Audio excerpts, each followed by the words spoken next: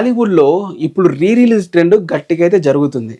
ఈ re release trend లో వాళ్ళ యొక్క హీరోస్ మూవీస్ అయితే కామన్ గా అయితే రిలీజ్ అయితే అవుతున్నాయి. వాళ్ళ బర్త్డేకి గానీ అన్ఎకేషన్ సీజన్ లా గానీ చాలా మూవీస్ అయితే రిలీజ్ అవుతూ వస్తున్నాయి. వీళ్ళు ఎన్ని రీ రిలీజ్ చేసినా అది ఇండియా వరకు, ఏపీ అండ్ తెలంగాణ వరకే పరిమితం అయితే అవుతుంది. దీన్ని దాటి ఓవర్సీస్ లో రిలీజ్ చేయాలనుకుంటే మాత్రం విపరీతమైన లాస్లు అయితే చూస్తున్నారు. రీసెంట్ గా మున్నా 4K అని చెప్పి మన ప్రభాస్ గారు మూవీ రిలీజ్ అయితే చేశారు. మూవీ ఇండియాలో రిలీజ్ చేసినప్పుడు ఇక్కడ కూడా పెద్దగా పర్ఫార్మెన్స్ అయితే చేయలేదు.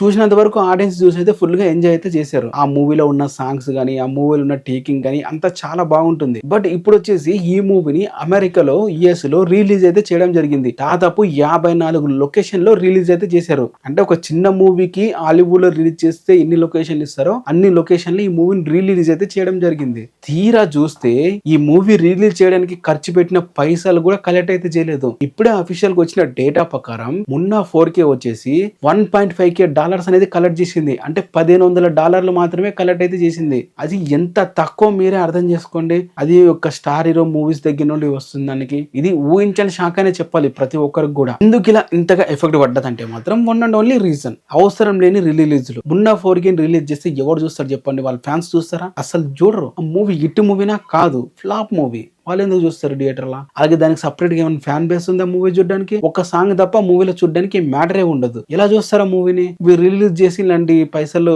ఖర్చు పెట్టుకోవడం, మీరేమంటారు దీని మీద? మీ ఉద్దేశాన్ని కూడా కింద కామెంట్ అయితే చేయండి. కొత్తగా ఎవరైనా వీడియో చూస్తున్నట్లయితే సబ్స్క్రైబ్ అయితే చేసుకోండి, లైక్ అయితే చేయండి. అలాగే ఐ బటన్ ఉంటుంది, దాన్ని కూడా ఐప్ అయితే చేసేయండి.